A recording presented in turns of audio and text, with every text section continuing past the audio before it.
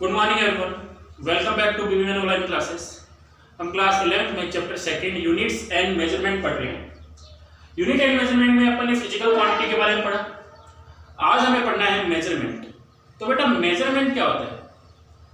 Measurement होता है comparison with a reference standard. मतलब किसी भी फिजिकल क्वांटिटी को अगर अपने को मेजर करना है तो पहले अपने को उसका रेफरेंस स्टैंडर्ड चुनना पड़ेगा ऑफ सेम काइंड।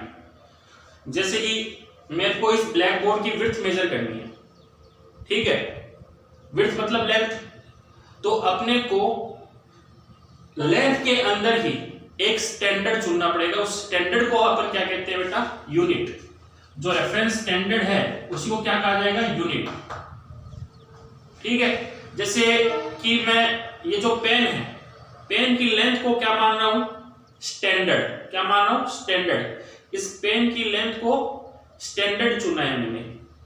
फिर इस स्टैंडर्ड से मतलब इस पेन से आपको जो फिजिकल क्वांटिटी मेजर करनी है, जैसे लेंथ मेजर करनी है, तो इससे कंपैरिजन करना है कि इसके अंदर ये कितने पेन, इस लेंथ के अंदर ये कितने पेन इंक्लूड है, कितने पेन इंक्लूड है, कितने पेन शामिल है। मैंने क्या, पेन की लेंथ को स्टैंडर्ड माना है और अपने को इस ब्लैक बोर्ड की लेंथ को मेजर करना है। तो आपको इस पेन से इसको कंपैरिजन करना है कि इस लेंथ में कितने पेन शामिल है। मान लो कि ब्लैक बोर्ड की लेंथ में 25 पेन शामिल है, तो ये अपना मेजरमेंट कंप्लीट हुआ। तो फर्स्ट स्टेप क्या करना है कि जिस फिजिकल क्वांटिटी को आपको मेजर करना है उसका आपको एक रेफरेंस स्टैंडर्ड लेना है। रेफरेंस स्टैंडर्ड क्या होता है बेटा? यूनिट। क्या होता है? यूनिट। फिर आपको क्या करना है, उस रेफरेंस स्टैंडर्ड को उस फिजिकल क्वांटिटी से कंपेयर करना है। जो आप रेफरेंस स्टैंडर्ड ले रहे हो वो उसी फिजिकल क्वांटिटी में शामिल होना चाहिए, उसके जैसे होना चाहिए। जैसे लेंथ है तो रेफरेंस स्टैंडर्ड भी किसका होना चाहिए बेटा? लेंथ का होना चाहिए। तो जो पेन है वो तो इस फिजिकल क्वांटिटी मतलब लेंथ की क्या होगी बेटा? यूनिट। और जो 25 है ये क्या होगी बेटा?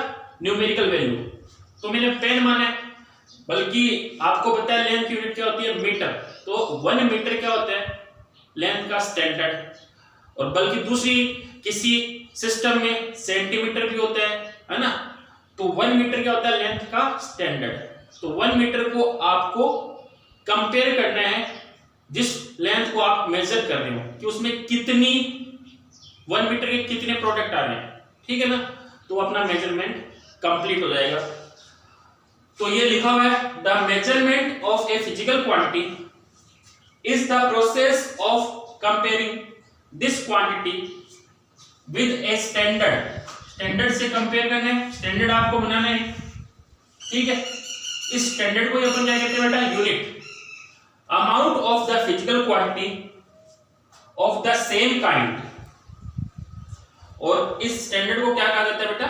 यूनिट।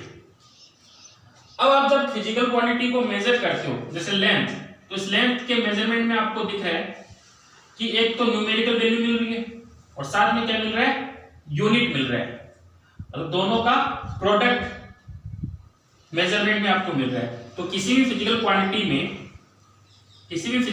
क्यू में आपको एक तो क्या मिलती है बेटा? न्यूमेरिकल वैल्यू n, और साथ में क्या मिलता है? एक यूनिट, ठीक है।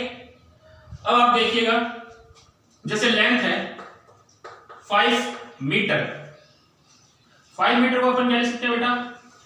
500 सेंटीमीटर लिख सकते हैं, 500 सेंटीमीटर।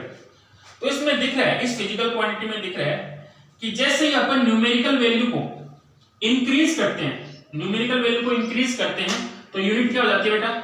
डिक्रीज हो जाती है। तो देखो मीटर और सेंटीमीटर में, सेंटीमीटर छोटी यूनिट है और मीटर क्या है? बड़ी यूनिट है। 5 और 500 में 500 बड़ी वैल्यू है और 5 क्या है? छोटी वैल्यू। तो 5 से मैं 500 गया, 5 से 500, तो क्या हुआ? न्यूमेरिकल वैल्यू तो बढ़ गई लेकिन यूनिट क्या हो गई? कम हो गई, है ना। और इसके अंदर देखो यूनिट बढ़ गई, न्यूमेरिकल वैल्यू क्या हो गई, कम। तो अपन कह सकते हैं न्यूमेरिकल वैल्यू इनवर्सली प्रोपोर्शनल है किसके बेटा, यूनिट के। न्यूमेरिकल वैल्यू इनवर्सली प्रोपोर्शनल है किसके, यूनिट के। जैसे यूनिट कम होगी तो न्यूमेरिकल वैल्यू क्या हो जाएगी, बढ़ जाएगी। इस इक्वेशन से अपन कह सकते हैं बेटा N U equals to constant, कह सकते हैं। दोनों को मल्टीपल करेंगे तो क्या आएगा, इधर क्रॉस मल्टीपल करेंगे तो एन यू क्या आ जाएगा, किसके इक्वल आ जाएगा, कांस्टेंट के। तो एन यू कांस्टेंट मतलब किसी फिजिकल क्वांटिटी की न्यूमेरिकल वैल्यू और यूनिट क्या होती है, कांस्टेंट। जैसे कि कोई फिजिकल क्वांटिटी है, उसकी न्यूमेरिकल वैल्यू है n1 एंड n2, इसके corresponding unit u1 and u2 है।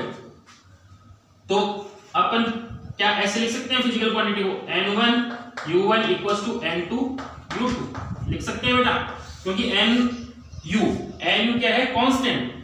तो अपन फिजिकल क्वांटिटी को क्या लिख सकते हैं, n1 u1 equals to n2 u2। देखिएगा यहाँ पे जो 5 मीटर है, ये लेंथ क्या हो गया, फिजिकल क्वांटिटी मतलब q, ये हो गया n1, ये हो गया u1, ये हो गया n2 और ये क्या हो गया u2। तो क्या ये लिखा हुआ नहीं है, जैसे 5 मीटर को अपन चेंज करेंगे तो 500 सेंटीमीटर, तो ये तो क्या हो गया u2, ये क्या हो गया n2, ये क्या हो गया u1, ये क्या हो गया n1। अपन चेंज करेंगे तो ये आएगा, लेकिन n1 और u1 क्या होगा, कांस्टेंट होगा। nu हमेशा क्या रहेगा बेटा, कांस्टेंट, मतलब फिजिकल क्वांटिटी क्या रहेगी, चेंज नहीं होगी। न्यूमेरिकल वैल्यू चेंज होने से यूनिट चेंज हो सकती है, लेकिन फिजिकल क्वांटिटी चेंज नहीं होगी, ठीक है। तो ये है मेजरमेंट। मेजरमेंट कैसे करने हैं, पहले तो आपको रेफरेंस स्टैंडर्ड चुनना है ऑफ सेम काइंड, जो फिजिकल क्वांटिटी आपको मेजर करनी है उसी के जैसा आपको एक रेफरेंस स्टैंडर्ड लेना है। उस रेफरेंस स्टैंडर्ड को अपन क्या कहते हैं बेटा, यूनिट। उस रेफरेंस स्टैंडर्ड को जिस फिजिकल क्वांटिटी को आपको मेजर करना है उससे कंपेयर करना है, ठीक है। जैसे कि मैंने पेन का एग्जांपल दिया था कि पेन की लेंथ को मैंने स्टैंडर्ड लिया है, ठीक है। उस पेन को मैंने इस ब्लैक बोर्ड की लेंथ से मेजर किया, तो आपको देखना है कि वो पेन इस लेंथ में कितनी बार आ रहा है। तो मैं मान के चल रहा कि 25, तो लेंथ कितनी हुई इस ब्लैक बोर्ड की, 25 पेन क्या होगी बेटा, यूनिट, ठीक है। तो पेन क्या होगी, यूनिट। वैसे लेंथ यूनिट क्या होती है, मीटर होती है, जो स्टैंडर्ड है वो क्या होता है, मीटर। तो ऐसे अपन को मेजरमेंट करना है। और फिजिकल क्वांटिटी में आपको दिख रहा है बेटा कि एक तो होती है न्यूमेरिकल वैल्यू और साथ में क्या होता है, यूनिट, है ना, न्यूमेरिकल वैल्यू और यूनिट। यहां से देखिए लेंथ 5 मीटर, अगर अपन इसको ऐसे लिखें, ऐसे लिख सकते हैं 500 सेंटीमीटर, मतलब अपन मीटर से सेंटीमीटर जा रहे हैं, मतलब यूनिट को अगर कम कर रहे हैं तो न्यूमेरिकल वैल्यू क्या हो रही है, इंक्रीज हो रही है। तो कह सकते हैं n inversely proportional 1 upon inversely proportional u। तो n न्यूमेरिकल वैल्यू वो इनवर्सली प्रोपोर्शनल है किसके, यूनिट के, और यहां से अपने को मिलेगा n u equals to constant, ठीक है। n u equals to constant, तो ये लिख सकते हैं n1 u1 equals to n2 u2। तो ये इक्वेशन आपको ध्यान में रखनी है मेजरमेंट के लिए। नेक्स्ट क्लास में अपन करेंगे जो यूनिट है उस पे सिस्टम, 3 तरह के सिस्टम बनाए गए हैं, CGS system, MKS system, FPS system, उनकी बात। Thank you.